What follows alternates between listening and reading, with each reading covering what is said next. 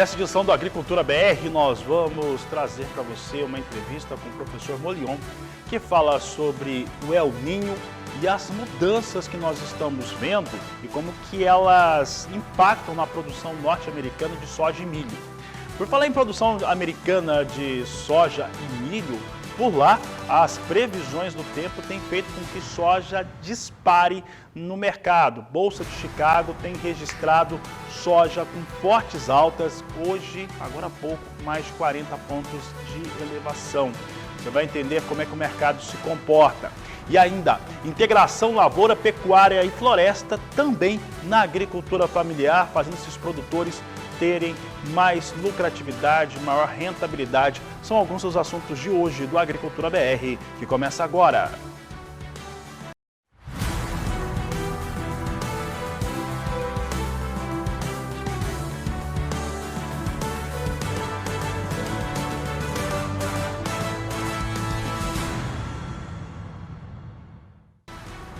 Uma ótima tarde a todos, está no ar a segunda edição do Agricultura BR desta sexta-feira, dia 16 de junho. Que bom tê-los conosco, você que nos acompanha em todo o Brasil, pelos países vizinhos também, pelas antenas parabólicas, estamos no sistema digital e analógico, também pela NET Claro TV, nos canais 190 e 690, pela Sky em todo o Brasil também, pelos canais 165 e 565. Você também pode acompanhar a programação do Canal do Boi e do Agrocanal pelo nosso portal canaldoboi.com ou sba1.com. Além da transmissão dos canais, você tem notícias, informações, as análises de mercado da Agricultura BR, entrevistas e a agenda de leilões do SBA, além de muitas outras atrações. Estamos ao vivo também nas redes sociais, Instagram, Facebook e YouTube. Você procura o Canal do Boi e você consegue no seu dispositivo móvel, no seu smartphone, no seu iPad, você consegue ter acesso aí à nossa programação. E ainda, quando você estiver no Paraguai, ou se você é do Paraguai, você pode nos acompanhar pela TV por assinatura Neo TV. São as possibilidades de estarem ligados aqui no Canal do Boi. Obrigado pela sua audiência. E olha, começo essa edição falando a respeito do assunto destas últimas semanas, né? Eu recordo, né, que o relatório do Departamento de Agricultura dos Estados Unidos foi lançado. E quando ele foi lançado, o mercado meio que, ignorou. E essa situação, para esse relatório específico do mês de junho, é que ele trouxe alguns números, e esses números foram levantados pelo departamento, comparativos em relação às médias de outros países, mas a verdade é que o mercado sabe muito bem que o que determina se os Estados Unidos terão ou não terão uma grande safra ou super safra é o fator climático, é o fator de desenvolvimento no campo. E nos Estados Unidos, os cenários não são positivos.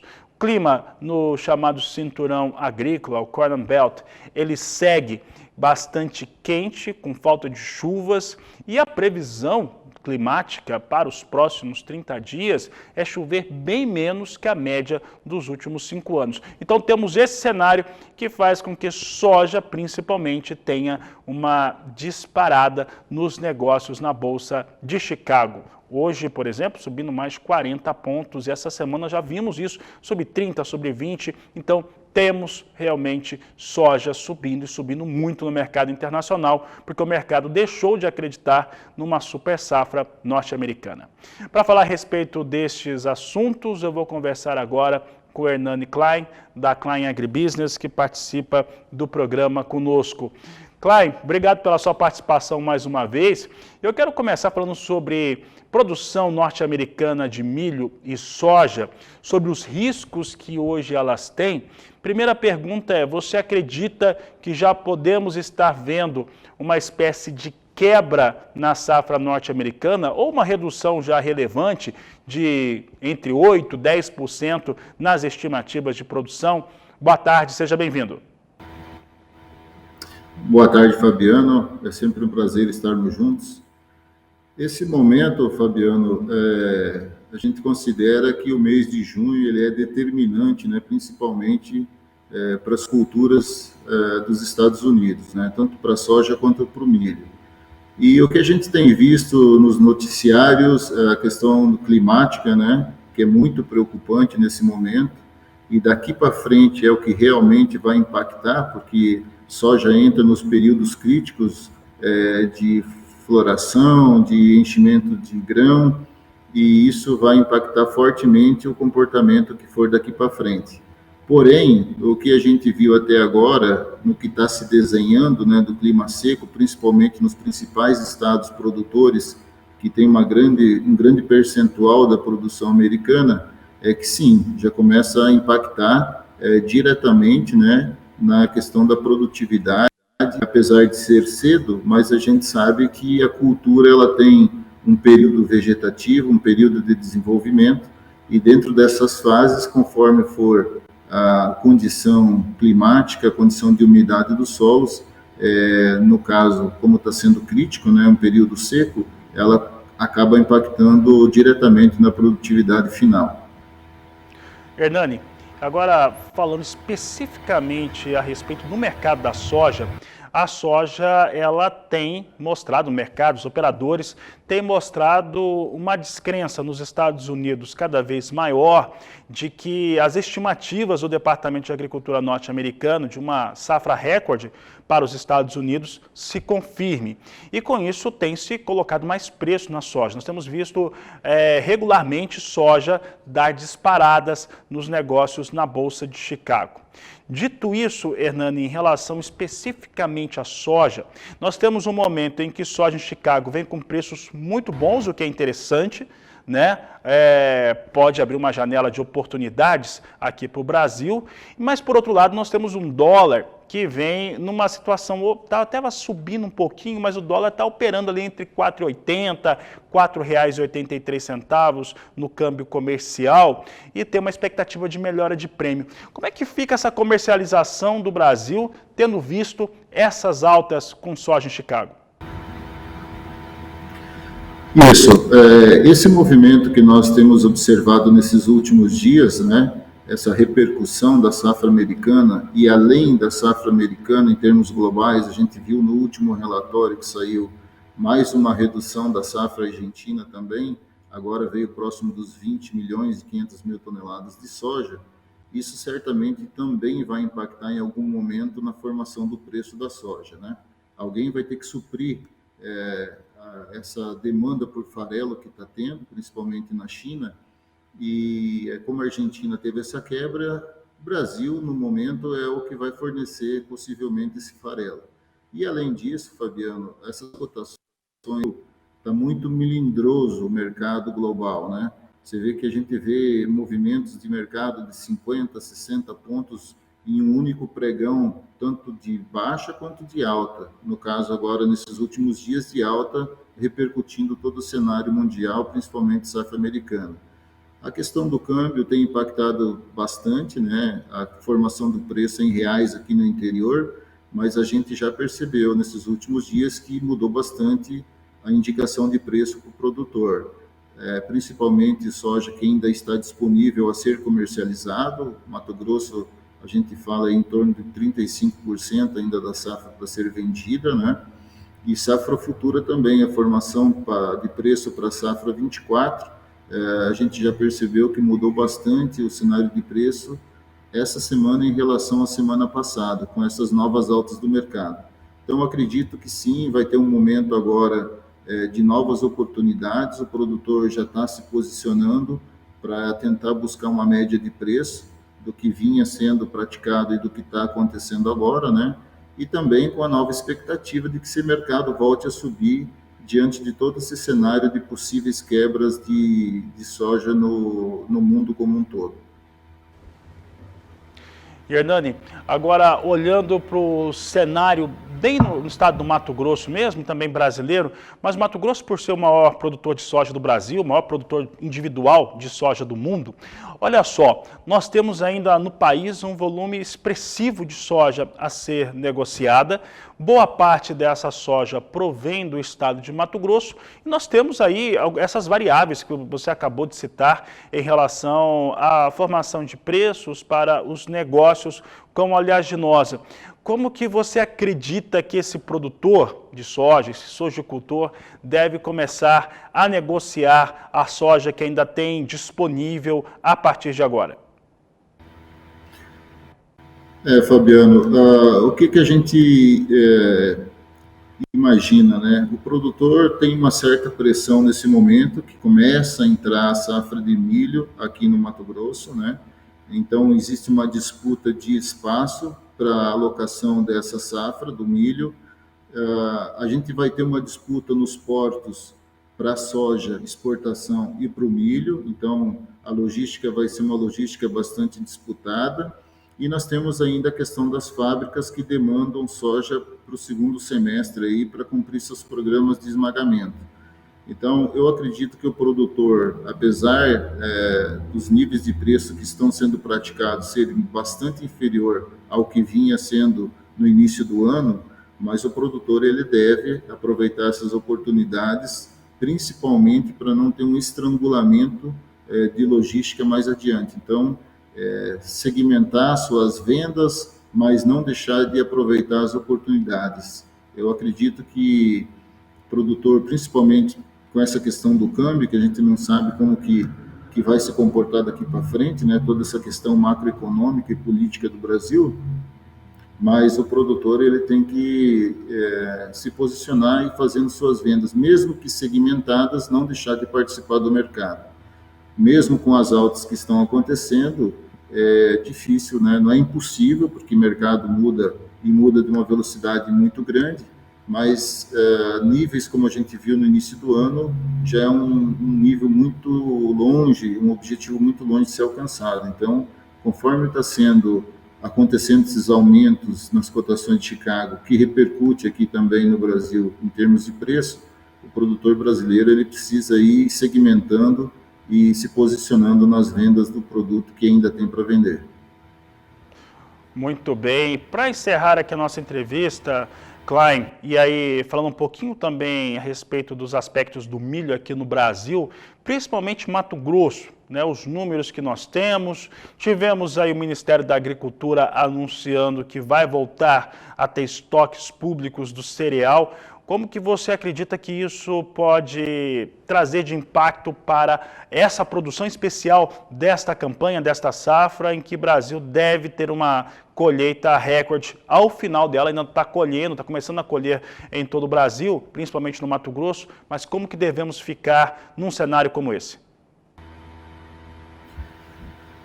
Essa questão dos estoques públicos, Fabiano, a gente vê de uma certa cautela em virtude justamente de não saber até que ponto esse programa pode atender o produtor rural, né?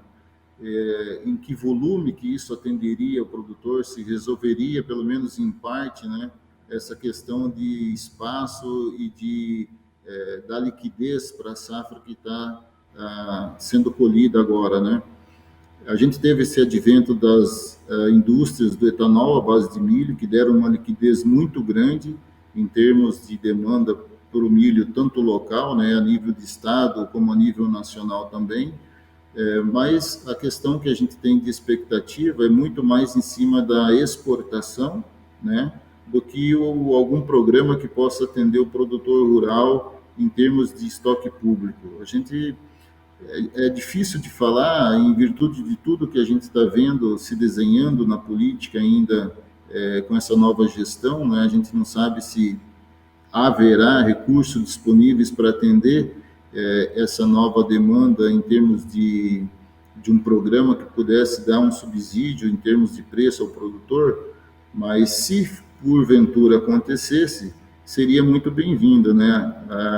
A questão dos preços que estão sendo praticados hoje para o milho, aqui na região de Sinop, por exemplo, falam em R$35, R$36 a saca nesse momento, enquanto o ano passado chegou-se a trabalhar aí a R$60, R$70, e ouve-se aí falar que o programa de estoque público em termos de R$43, se ele atendesse uma boa parcela em termos de volume, resolveria boa parte dos problemas em termos de comercialização. Mas a gente está apostando muito no programa forte de exportação do Brasil para suprir essa oferta de produto que venha pela frente aí. Tá certo, Hernani Klein, um grande abraço a você, uma boa tarde. Obrigado, boa tarde a todos. Conversamos com o Hernani Klein, da Klein Agribusiness, comentamos aí no final de milho, mas falamos principalmente a respeito do mercado de soja.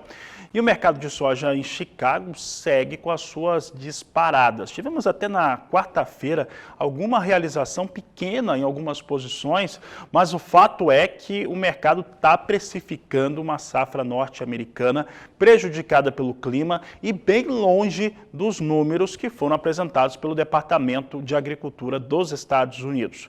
Você vai acompanhar comigo agora como é que vem o andamento de soja em Chicago que vem com alta. Olha só que as altas seguem fortes e quem diria, nós estamos vendo aí números muito interessantes. Vou comentar um por um aqui, porque a posição de julho, ela dispara nessa semana, que ela sai de uma marca abaixo de 14 dólares o bushel e chega agora a 14 dólares 59 centes mais 6 o bushel. A alta de momento é de 2,21%.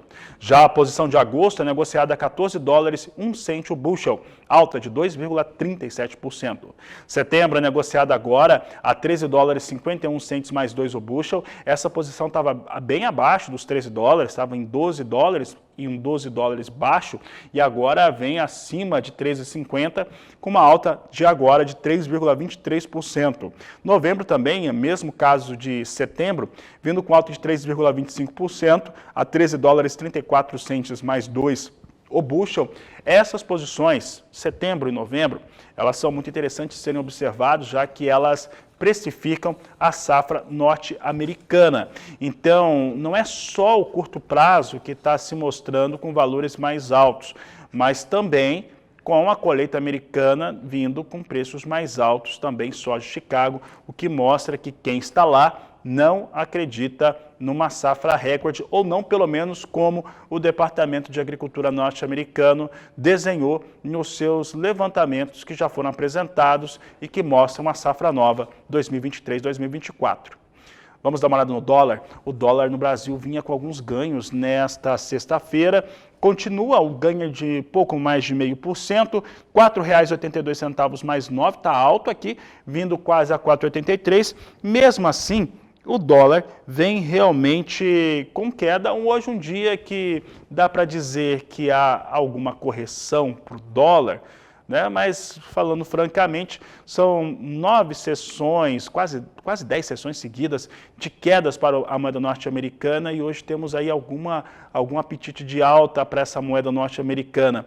Para saber o que faz o dólar subir, vamos conversar agora com Walter Pulga Júnior, que nos traz também as informações do mercado financeiro.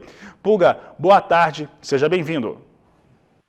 Boa tarde a você, boa tarde a todos. Você lembrou muito bem. Em 10 sessões até ontem, o dólar perdeu valor frente ao real em 9.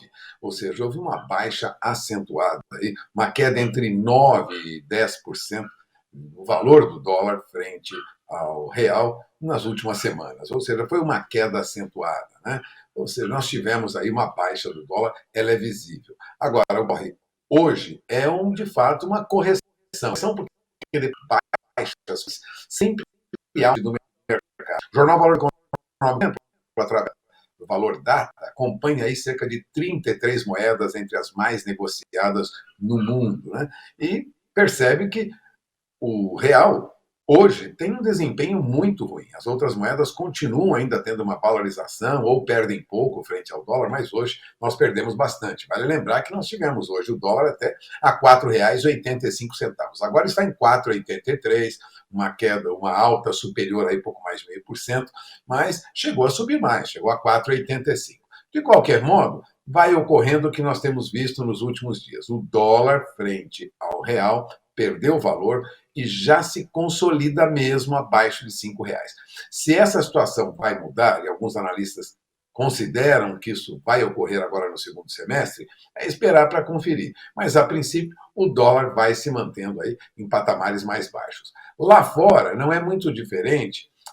O dólar tem alguma valorização, considerando aí o índice dólar, ele sobe 0,26% agora, o índice dólar opera perto de 102 mil pontos, mas está ainda em 101.980 pontos neste momento, ou seja, vai se mantendo aí em o índice, em pontuação mais baixa do que nós vimos recentemente. Então, nós temos aí, de certo modo, perdendo valor frente a outras moedas, embora hoje esteja em alta, frente às moedas mais fortes do mundo, e no cômputo geral, e também frente ao real.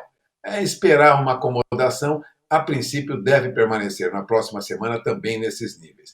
Agora, é importante notar, Fabiano, que nós temos aí alteração no valor das commodities, em geral, puxadas também pelo petróleo, mas nada que mude também muito o quadro que nós temos visto. Veja, o petróleo tipo Brent, ele sobe agora 0,13%. Chegou a passar aí, em alguns momentos, de 76 dólares o barril. Agora está 75,77. Eu falo do petróleo negociado para agosto, no mercado futuro, que é aquele petróleo mais caro, sempre repito aqui, petróleo tipo Brent. Petróleo tipo WTI, negociado nos Estados Unidos, tem alta mais acentuada, de 0,34%, mas muito além de 71 dólares o barril, não. Agora está 7 dólares e 80 centos o barril, aproximadamente. Então, tem uma alta para o dólar frente ao outra, inclusive o real, e a perspectiva aí é de que esses valores de negociação permaneçam nos níveis em que estão. Há uma intervenção nas commodities agrícolas, mas desta vez o que ocorre, no caso da soja, você se lembrou muito bem, é uma mudança no clima, na expectativa de produção lá. Não é o petróleo hoje que está puxando alta da soja ou alguma correção no mercado de milho. E essas são as principais informações do mercado financeiro, lembrando que a nossa bolsa tem mostrado uma certa recuperação, né? Se mantém aí na faixa dos 119 mil pontos. Viu? Isso é um bom sinal, o mercado financeiro está reagindo bem no Brasil, como nós podemos constatar. É com você. Tá certo, Pulga? Uma ótima tarde a você.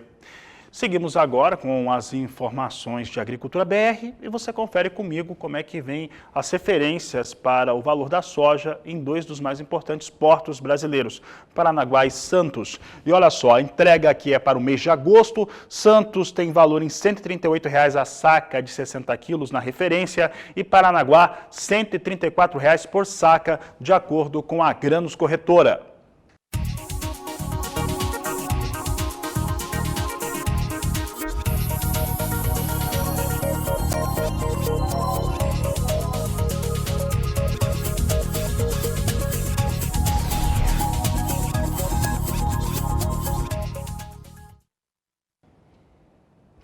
E olha, a seguir a Agricultura BR traz as informações do mercado do milho, traz o agroclima falando sobre as previsões aqui para o Brasil e traz o professor Molion falando a respeito do que esperar nos próximos meses em relação ao clima no Brasil, nos Estados Unidos e porque ele acredita que os norte-americanos terão sim quebra de safra. É logo após o intervalo comercial. O assunto agora é clima no Agricultura BR e o clima mais seco deve voltar a predominar no sudeste do país após a passagem da frente fria. Quem fala sobre este assunto no Agricultura BR é Julian Marques. Boa tarde, Julian. Boa tarde, Fabiano, e boa tarde também para vocês que nos acompanham.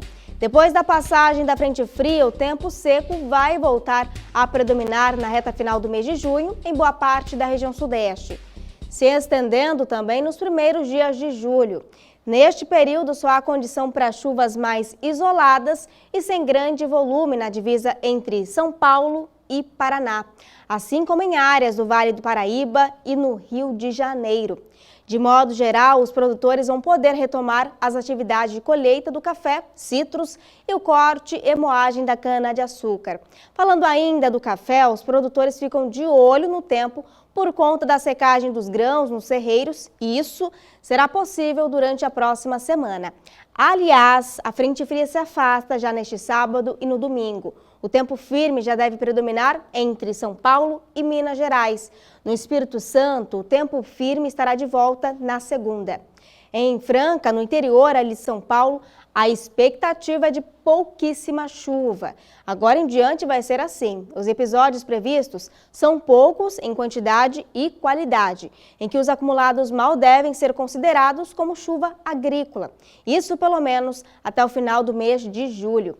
Agora, falando de temperaturas, com a chegada do El Niño, espera-se um inverno menos frio com relação aos últimos anos, o que diminui a preocupação dos produtores quanto a geadas. Mesmo com o Oceano Pacífico mais aquecido, não quer dizer que as ondas de frio não possam acontecer no inverno. O que diminui é a intensidade, a abrangência e principalmente a frequência. Em Franca, a temperatura pode cair no final de julho, em que os modelos apostam em uma onda de frio por volta ali no dia 24 de julho. E a mínima pode chegar aos 5 graus. Fabiano, volto com você. Obrigado, Julian. Uma boa tarde a você. Por aqui, o Agricultura BR segue falando sobre produção de milho no estado do Mato Grosso. E de acordo com o IMEA, o Instituto Mato Grossense de Economia Agropecuária, a área ocupada fica mesmo em 7.420.000 hectares. E é o que você confere agora com Valdir Pacheco. O atual cenário de desvalorização das principais commodities produzidas em Mato Grosso tem gerado incertezas ao agricultor. Enquanto o milho ainda aguarda o melhor momento para ser retirado do campo, a preocupação com a viabilidade econômica desta e da próxima safra só aumenta. O 9º levantamento de safra de milho para a temporada 2022-23 em junho, realizado pelo IMEA, Instituto Mato Grossense de Economia Agropecuária, apontou a manutenção da área do cereal no estado, estimado em 7,42 milhões de hectares, um aumento de 3,78% se comparada à temporada de 2021-22. Essa projeção de incremento em relação à safra passada é reflexo da demanda mais aquecida no início da semeadura para a temporada. Quanto aos rendimentos, o IMEA reajustou a expectativa de produtividade da safra 2022-23 para 110,5 sacas por hectare, uma alta de 4,2% quando comparado com o último relatório, que era de 7,65% na comparação com a safra 2021-22. Esse cenário é reflexo do grande volume de áreas semeadas dentro da janela ideal, que é até o dia 26 de fevereiro, totalizando cerca de 80% das áreas de milho no estado. Além disso, foi observado um maior volume de chuva e uma melhor distribuição das precipitações neste ano em relação a 2022 na maior parte das regiões do estado, o que auxiliou no desenvolvimento vegetativo e reprodutivo do milho. Quanto à demanda da safra 2022-23, o IMEA aumentou a estimativa para 48,99 milhões de toneladas de milho, uma alta de 2,88% se comparado ao relatório de maio. O avanço foi pautado pela alta de 5,15% no consumo interno de Mato Grosso, devido à aplicação nas perspectivas de consumo de milho pelas usinas de etanol no estado. De Sinop, no norte de Mato Grosso, Valdir Pacheco. Sigo falando de milho agora, mas agora trazemos a movimentação do milho no mercado futuro brasileiro. Portanto, os negócios na B3, estamos na tela B3 com a posição de julho a R$ 56,28 a saca de 60 quilos, vem em movimento de estabilidade e viés de queda, com 0,04% de recuo. Setembro perde 0,21% a R$ 61,16 a saca de 60 quilos. Novembro tem os mesmos valores praticados e janeiro está estável a R$ 67,53 por saca.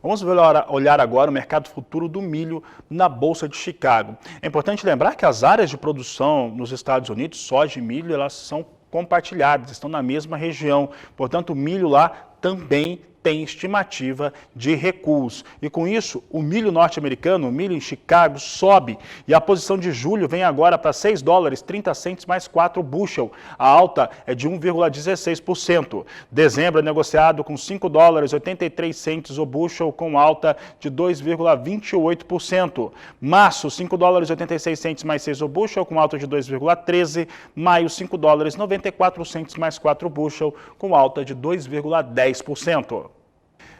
E o assunto aqui no Agricultura BR agora é clima. E nós vamos falar a respeito de El Niño, vamos falar também de previsões sobre as áreas de produção nos Estados Unidos. Será que isso que nós estamos vendo por lá agora representa queda de produtividade? Pode representar já uma quebra? E é por isso que nós vamos conversar agora com Luiz Carlos Molion, professor Molion, nosso convidado nesta tarde. Molion, obrigado pela sua participação. Vou começar perguntando pelo El Niño. Como é que esse El Niño, neste momento, influencia a produção rural não só brasileira, mas internacional? Boa tarde, seja bem-vindo. Muito obrigado, é um prazer estar aqui com vocês. Vou explicar o seguinte, que todo mundo fala em El Niño, mas na realidade o fenômeno oceânico, águas aquecidas, El Niño, águas resfriadas, Laninha, ele só é oceânico. Então é muito importante que a atmosfera se acople com essa água, a mudança da temperatura da água. Se a atmosfera não se acoplar, não tem mudança no regime de chuva aqui. Então, o nome completo do fenômeno é ENOS, El Niño Oscilação Sul. E essa oscilação sul é uma variação do campo de pressão atmosférica entre o Pacífico Leste, próximo da América do Sul, e o Pacífico Oeste, próximo da Austrália e da Indonésia. Se a atmosfera não responder, então não vai haver mudança no regime de chuva nosso. E de fato foi isso que aconteceu nesses 3 últimos anos. Disseram que nós tínhamos um Laninha, que as águas estão frias. Mas não teve Laninha. Só o oceano esteve frio, a atmosfera não respondeu. Da mesma forma, analisando a situação, olhando outras variáveis atmosféricas, a gente vê que não tem condições de se ter um ENOS, um El Niño Oscilação Sul. O que vamos ter vão ser águas ligeiramente um pouco mais aquecidas e a atmosfera não vai responder. O que vai predominar vai ser exatamente essas frentes frias, como essa que estamos tendo aqui, que derrubou as temperaturas aqui em Campo Grande a 7,2 graus, a mínima. Então, não vai haver o fenômeno. As águas vão estar ligeiramente quentes. Então, por que de tudo isso? Então, eles usam modelos, e um modelo nada mais é do que um programa de computador, um código de computador, precisa de supercomputadores para resolver isso. Sim. Mas eles usam, por exemplo, nesse caso, usaram 17 modelos dinâmicos, que são aqueles que fazem o oceano e a atmosfera se movimentar, e 7 modelos estatísticos. Todos 24 modelos. Cada modelo dá uma resposta diferente. Tem uns que dão um aumento de quase 3 graus, tem outros que dão até um resfriamento. Aí o que eles fazem? Juntam tudo, faz a média e publica a média. Então, quando diz assim, 90% de chance de se ter um El Niño, já a mídia, a imprensa, já diz, é um super El Niño. É 90% de probabilidade que a água fique meio grau acima. E como eu disse... Que nem de longe seria um super El Niño. Não, para se ter um El Niño, se ter um aquecimento acima de 1,5 graus centígrados, que já não é tão super, porque o de 2015, 2016 chegou a ficar 2,5 graus acima, a probabilidade é 53%, 54%. O que é uma probabilidade de 53%, 54%? É você ter uma moeda, ela tem cara e coroa.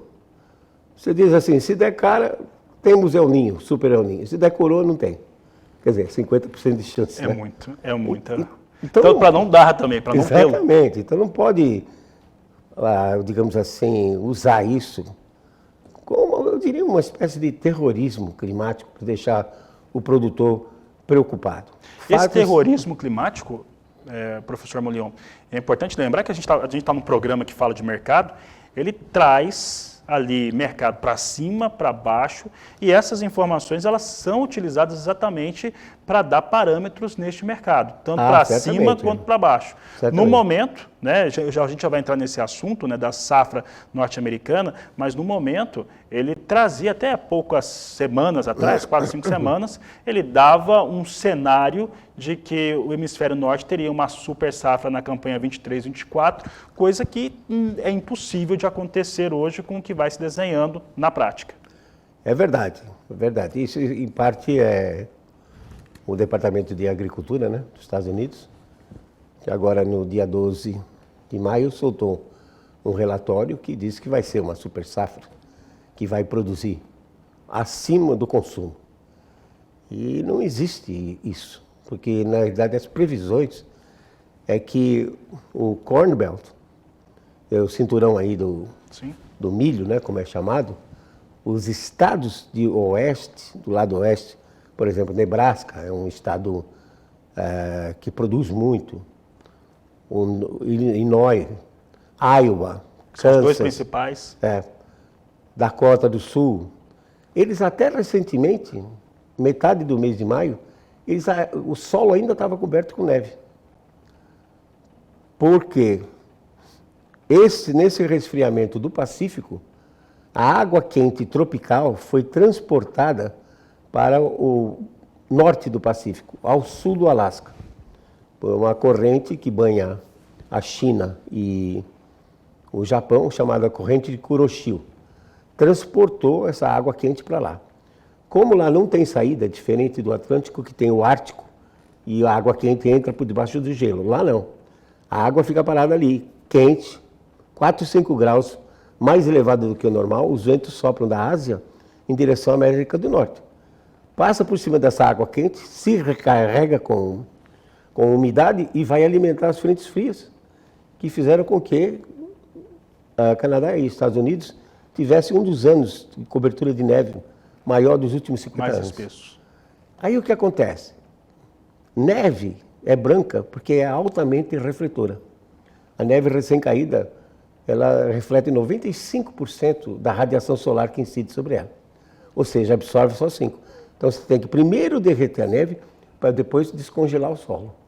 E até metade praticamente do mês passado, ainda tinha partes desses estados do oeste que estavam com cobertura de neve.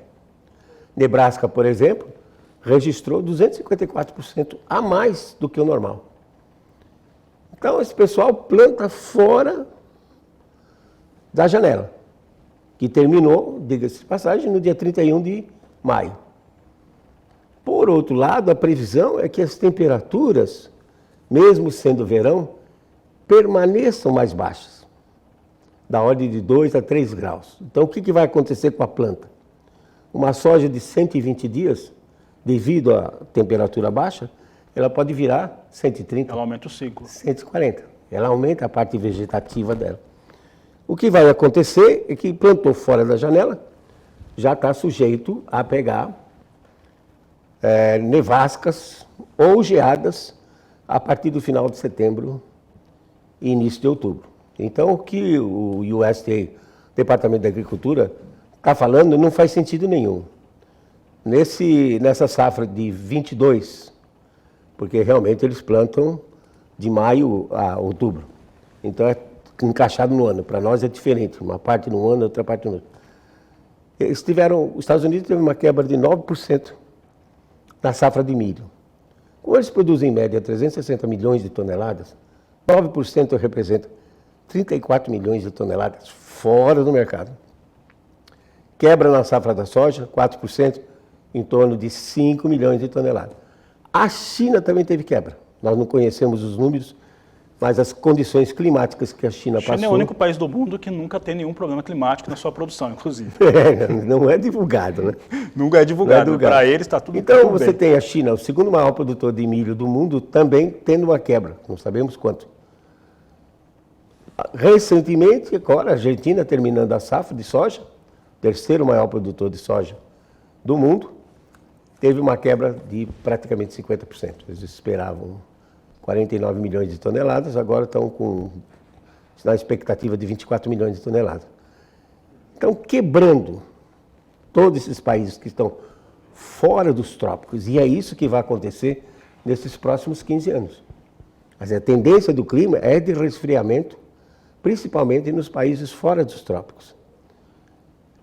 Não tem como manter o preço em baixa.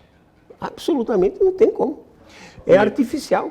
E, professor Molion, e é justamente por conta disso, né, nós tivemos o mercado, nesse último dia 12, né, o mercado, de certo modo, ignorou o relatório do Departamento de Agricultura norte-americano e foi olhar as questões climáticas que estão no campo. Aqui no Brasil, a gente está olhando muito para essa parte dos Estados Unidos, porque é onde estão se dizendo que tem uma super oferta para a próxima campanha. E aqui o produtor brasileiro tem muita soja para vender ainda. Vamos colocar ainda que tem uns 45 até 46 milhões de toneladas para comercializar da safra 22-23, a partir do dia 10, 15 de setembro, se o clima ajudar, está liberado por conta do fim do vazio sanitário. Mas o que nós temos nos Estados Unidos hoje, a pergunta do telespectador, do canal do Boi, e é a seguinte: hoje nós temos algo com muito potencial de perda de produtividade nos Estados Unidos, ou já podemos falar que começa a ensaiar uma quebra nessa safra nova norte-americana? Ah, certamente. Pode esperar uma quebra em torno de 10%, que, como eu disse, embora o percentual seja pequeno, mas como eles produzem muito, esse percentual... Em volume? Em volume é significativo, né?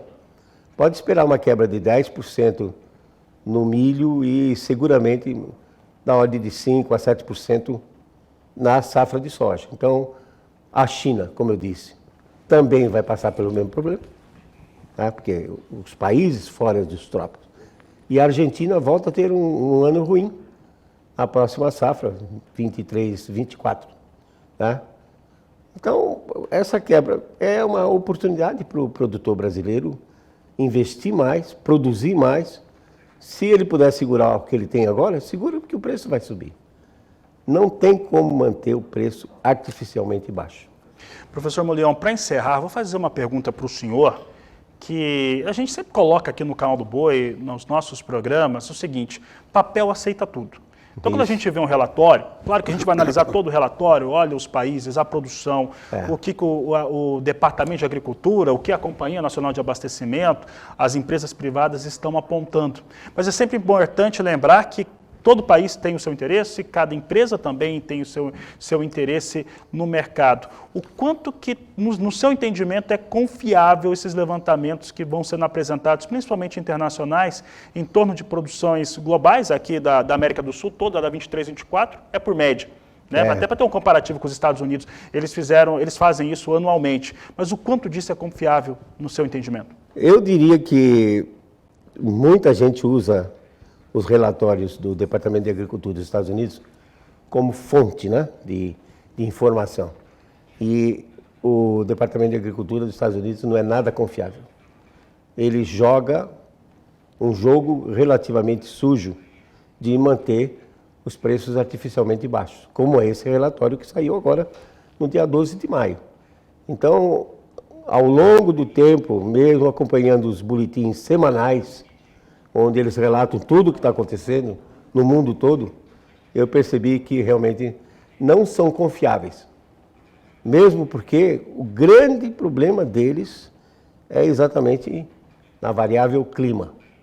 Solo você pode controlar, a parte física, a estrutura do solo, você pode controlar a parte química, mas o clima você não tem como controlar. Então, está certo que os Estados Unidos tem muita irrigação, mas na maior parte do mundo é sequeiro, como a gente chama, né? Só depende da chuva. E a variável clima, se vão acreditar no que os modelos estão prevendo, certamente, apesar disso, né, o modelo está prevendo que todo o oeste do Corn Belt vai ficar com chuvas abaixo do normal. Entra em estresse hídrico. Agora para essa safra, né, de 2023. Isso já é um anúncio, um prenúncio de que, na verdade, alguns desses estados vão ter quebra. Esse que é um ponto importante. Se o próprio modelo já está prevendo que as chuvas vão escassear e que as temperaturas vão estar mais baixas do que o normal, então não tem como o Departamento da Agricultura dizer que vai ser uma super safra, que vão produzir mais do que o consumo. Eu acho que não, acho que você tem que olhar assim com uma certa desconfiança esses dados que o Departamento da Agricultura coloca. Tá certo, professor Molion, foi um prazer recebê-lo aqui no Agricultura BR, no Canal do Boi. Uma boa tarde a você. Tá, igualmente. E o estado de São Paulo registrou crescimento na geração de empregos formais durante o mês de abril. É o que você vai ver agora na reportagem de Gustavo D'Angelo. De acordo com o CAGED, São Paulo teve aumento de 0,4% na geração de empregos formais em abril, o que representa a criação de 55 mil novas vagas de trabalho. Além disso, nos primeiros 4 meses deste ano, o estado registrou a criação de 190 mil novos postos. Segundo este economista, boa parte desse aumento da empregabilidade pode ter ocorrido devido à melhora da atividade econômica. Bem, nós tivemos vários fatores, mas o primeiro é o crescimento do PIB, o crescimento da economia brasileira, que no primeiro trimestre foi de 1,9%, e isso fez com que os empregos como um todo alavancassem, gerando saldo positivo no estado de São Paulo. No setor do agronegócio, o aumento na geração de empregos foi mais expressivo na agricultura. Isso aconteceu por conta do movimento da colheita das safras, que mobiliza o segmento de transportes e armazenagem. É um segmento forte que vem gerando saldos positivos mensalmente e tem contribuído, não só o mercado interno tem crescido, como as exportações. E um período de safra também, que faz com que a empregabilidade em todas as cadeias produtivas do agronegócio fique com saldo positivo, contribuindo com essa somatória positiva que nós tivemos no estado de São Paulo. De acordo com o governo paulista, houve crescimento no emprego nos setores da construção, serviços, indústria e comércio. A distribuição de novos empregos foi a seguinte: 3.716 para agricultura, pecuária e pesca, 9.339 para indústria, 6.686 para construção, 7.425 para o comércio e 27.744 para serviços. No setor de serviços, destacam-se os segmentos de transporte, armazenagem e correio e saúde humana e serviços sociais. Entre as regiões administrativas, a capital do estado liderou a criação de empregos, com 12.310 novas vagas, seguida por Campinas, região metropolitana de São Paulo, Sorocaba, Bauru e São José dos Campos. Para os próximos meses, o cenário deve se manter positivo. A perspectiva é positiva, é favorável, porque nós estamos num cenário de queda de inflação, expectativa de queda da taxa de juros, taxa Selic, ou seja, macroeconomicamente, o país vem trazendo uma perspectiva boa, isso gera emprego, gera oportunidade para as empresas que acabam contratando, trazendo aí um resultado favorável para a economia. De Araçatuba, São Paulo, Gustavo D'Angelo.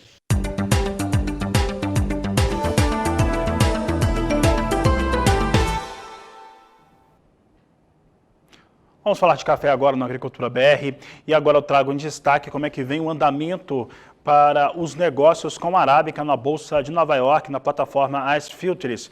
Um dos fatores que nós trazemos é que os últimos dados de exportação do Brasil trouxe queda no volume embarcado e também no valor que foi de receita pelas exportações de café pelas tradings que operam no Brasil. Olha, café agora comigo em Nova York, com queda forte no momento. Posição de julho a $1,84 mais 70 libra-peso, queda de 1,23%. Setembro, $1,80 mais 20 a libra-peso, recua 1,50%, 1,5% de queda. Dezembro, $1,78 mais 45 a libra-peso, com queda de 1,54%. Março também com os mesmos números, $1,78 mais 45 a libra-peso. São os dados de momento para o café negociado em Nova York.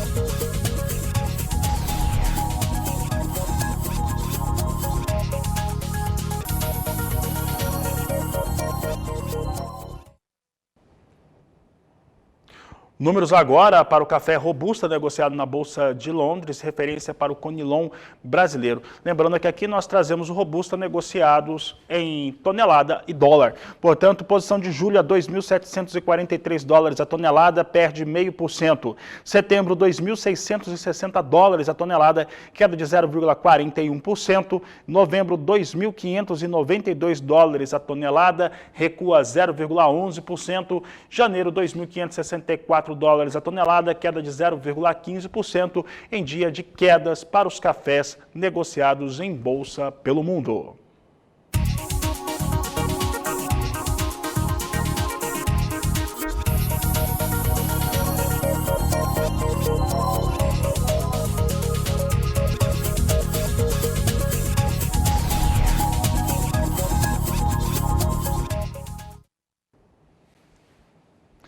Vamos falar agora da caravana da rede ILPF, Integração Lavoura, Pecuária e Floresta, no estado do Mato Grosso, que visitou Barra do Garças, lá região nordeste mato-grossense, e eles foram até um assentamento rural. A ideia é mostrar como que a integração traz bons resultados, dá rentabilidade e torna qualquer propriedade lucrativa. É o que você confere agora conosco na reportagem de Valdir Pacheco. Depois de percorrer municípios de 9 estados brasileiros, a caravana ILPF, Integração Lavoura, Pecuária e Floresta, chegou no Mato Grosso para realizar a etapa Vale do Araguaia. O grupo, formado por profissionais da rede ILPF, instituições, entre elas Embrapa e Empaer MT, e empresas parceiras, realizou visitas técnicas em fazendas nos municípios de Água Boa, Cocalinho e Barra do Garças. No assentamento Serra Verde, em Barra do Garças, o grupo conheceu a dona Selma, agricultora familiar que tem pasto sombreado com baru e faz a integração de lavoura de café com árvores nativas. A minha propriedade aqui, ela tem pasto, porque meu gado agora não está aqui, porque eu perdi meus pastos, assim, tem que renovar, né? Mas eu tenho um pouco de gado, mas o nosso sustento mais aqui é dos frutos do cerrado, né? A colheita do baru, a colheita da mangaba, a colheita do piqui, e quanto tanto que tem tá lá estampado, né? E as coisas que a gente planta aqui, mandioca, hortaliça que a gente tem, né? Então, ela está 70% nativa, para proteger, né, o meio ambiente. A gente gosta de proteger, a gente não derruba, a gente não faz nada que possa prejudicar. De acordo com o gerente técnico da rede ILPF, os sistemas integrados são viáveis para pequenos, médios e grandes agricultores. Então a ILPF ela busca, né, atuar em todos os biomas, em todos os perfis de produtor, todos os tamanhos, sempre com essa proposta, né, de diversificar a produção, né, e sempre adaptando à realidade do produtor, né? A gente sempre fala que a ILPF ela não tem uma receita de bolo, né? A gente está hoje aqui numa propriedade de uma agricultora familiar que ela dispõe, né, de baru, jatobá, são espécies nativas do cerrado, né? E que ela já consegue comercializar os frutos e tudo mais. Então é algo que é modulável, é adaptável às condições do produtor rural. Para o presidente da Empaer, que acompanhou uma parte da caravana, a tecnologia ILPF está disponível para o agricultor familiar, com foco no tripé econômico, social e ambiental. A propriedade aqui, como da dona Selma aqui, por exemplo, onde ela tem aqui os produtos da agrofloresta, né? Podemos dizer que das plantas nativas, como o baru, por exemplo, né, que ela está fazendo aí a castanha, a produção de mel, tem uma pastagem apícola espetacular, né? Tem aqui uma água, que ela cria o peixe, que ela cria o frango caipira, enfim, é toda uma integração de diversas atividades agrícolas que faz com que essa renda, de fato, ela seja significativa para a família. O que eu acho que a gente precisa começar a fazer são iniciativas como essa que divulgue esse tipo de trabalho, principalmente para o pequeno produtor, que ele tem que conhecer as tecnologias diferentes, quais são as oportunidades dele dentro daquela propriedade. Então acho que esse trabalho da rede LPF, né, que a gente também quer entrar como parceiro, justamente levar esse embrião para o produtor conhecer e, quem sabe, a gente conseguir implantar a tecnologia dentro da propriedade. Já existem algumas propriedades que têm a tecnologia, seja ela de agrofloresta ou uma integração lavoura-pecuária, né? Ou integração com a floresta. A gente já tem algumas propriedades, só que no Vale do Araguaia é uma iniciativa ainda incipiente. A gente quer divulgar, expandir isso para os agricultores familiares também. Segundo o pesquisador da Embrapa Gado de Leite, que coordena a caravana, o trabalho desenvolvido pela família da Dona Selma serve de exemplo. A caravana ILPF tem o objetivo de difundir a ILPF pelo país e aumentar sua adoção. E isso passa tanto pelo grande produtor, pelo médio e também pelo agricultor familiar, que eu não gosto de chamar de pequeno. O colega acabou de falar que, né, nós temos um grande produtor numa pequena propriedade, porque o que ela faz aqui é um exemplo para o país, um exemplo de que dá certo trazer o ILPF para a agricultura familiar, em pequenas propriedades, nas mãos de grandes produtores, né? Grandes produtores no sentido do protagonismo, da vontade, da liderança, de querer fazer. A gente vai ver vários exemplos aqui, né, que deu certo, ela vive do sustento dela, sustenta a família, a casa, e é um exemplo para a região.